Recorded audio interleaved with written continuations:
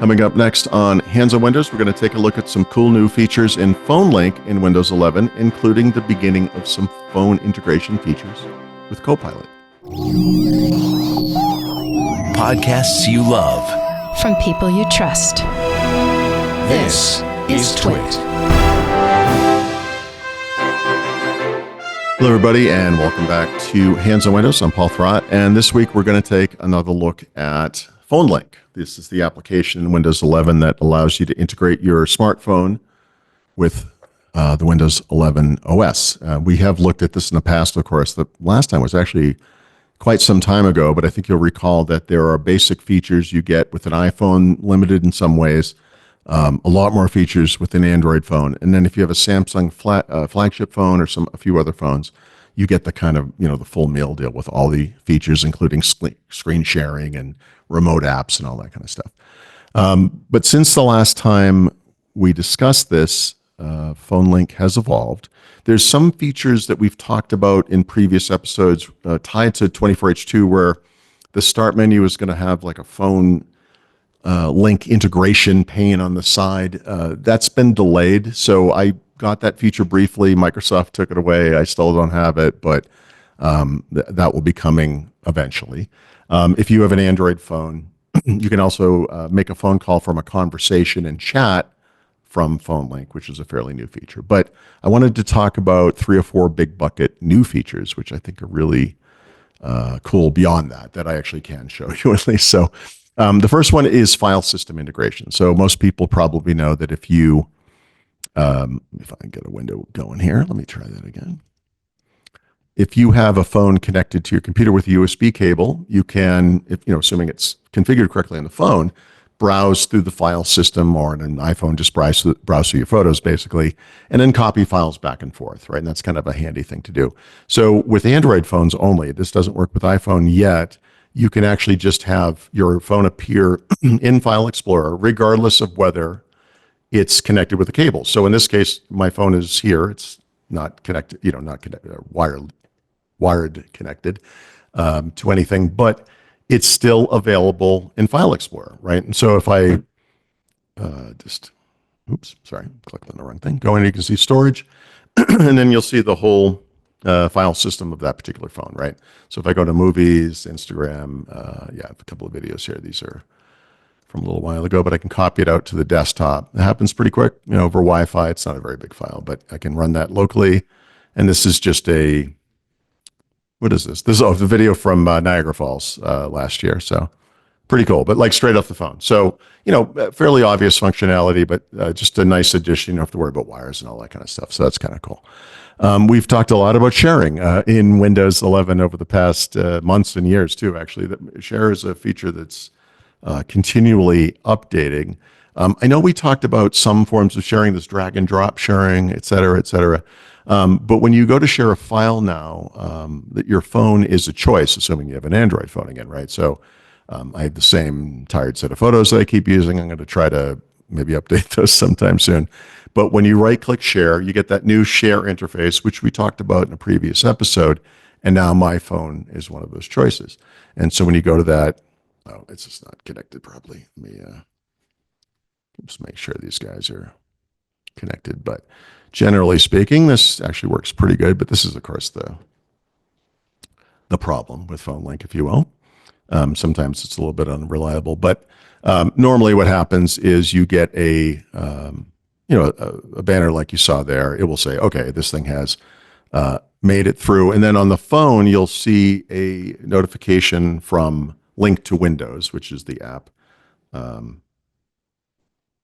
that does the connectivity on the phone. And that will show you that the file has downloaded. You tap it, and it opens the Files app on Android, the Google Files app. And then you can see that file on your phone, and you can open it, do whatever you want with it. So that is usually pretty good.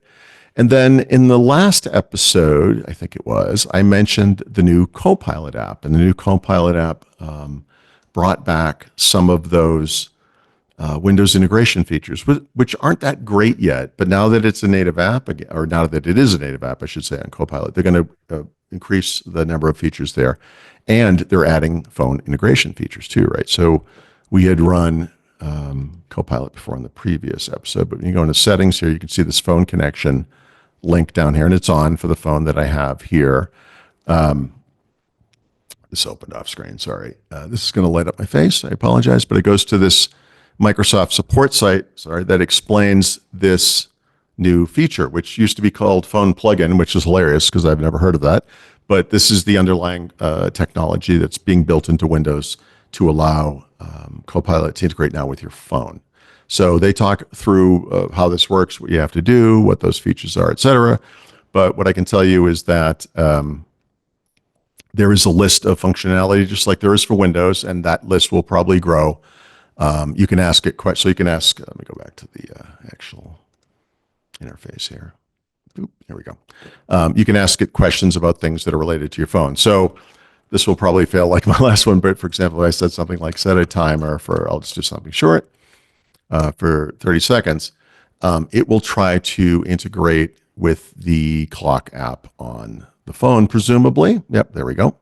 So it's interesting how it says this. So it's got the 30-second timer going. It's not counting down on the computer, which you can see, but I can see on my phone. There's no way you'll be able to see this, but if I bring this up to you, it's actually counting down. And so as this thing counts down, I'll let it just go the final several seconds here, it will actually eventually ring its little notification sound. So 3, 2, 1.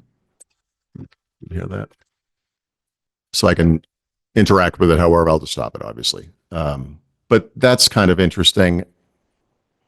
I'm being generous. Maybe it's not that interesting, but you'll be able to do alarms. You'll be able to message your contacts from here. You can locate a place. I did this one earlier. It was like locate the, we're in Mexico City, as I write this. So, locate the nearest taco stand. I guess we'll see how that works. And actually, maybe I should have specified using maps. Yeah, so no, it's already done it. So I've opened the map app on your phone. You get this link to Windows notification, like I said. And on my phone, there is a notification. I can tap it. It's asking me to choose an app, which is interesting. I will choose Maps, Google Maps, that is. And yeah, all it does is populate the search field in Google Maps for that phrase, which just says taco stand. So, which is honestly not what we call that here. But anyway, Rica's Carnitas taco stand is indeed up on the corner. It's a block from here. So I guess that's sort of useful. But again, the idea here is that we're trying to interact in ways that make sense. The main PhoneLink app, which I should probably bring up, this is not my main phone right now, so I don't have messages or calls in here, but I do have some older photos or just some photos I've taken for work-related things, right? Is good for those very obvious bits of functionality, right? We want to send or interact with text messages on our phone. That's great. That works really great. We want to send and receive phone calls on our through our phone, but on our computer. Excellent. Photos, obvious. But these other features you can kind of see Microsoft's kind of thinking through, like, well, what might people want to do through services that are available on your phone that aren't maybe available in the same way on your computer, or you might be getting up to leave and go do something. So you might start something here, like a search for a place to go eat, like I just did. But you want it to go to the Maps app on your phone.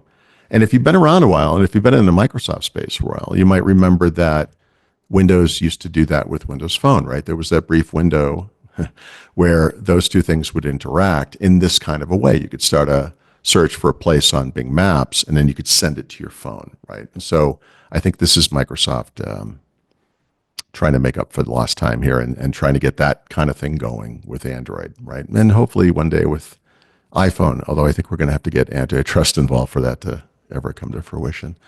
So most of these features are not super exciting right now. Timers, alarms, the map thing, locating a place, navigation, whatever it is.